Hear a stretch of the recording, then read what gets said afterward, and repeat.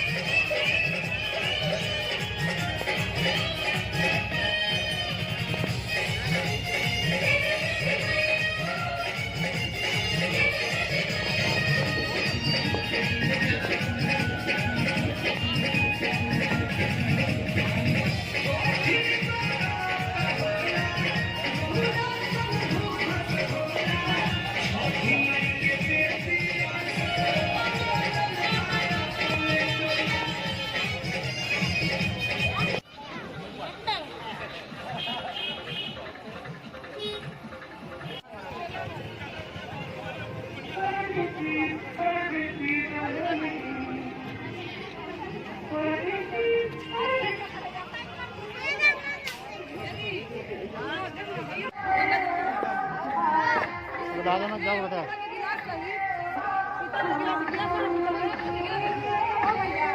बता दे मत जाओ Emma, ये ला पानी अब है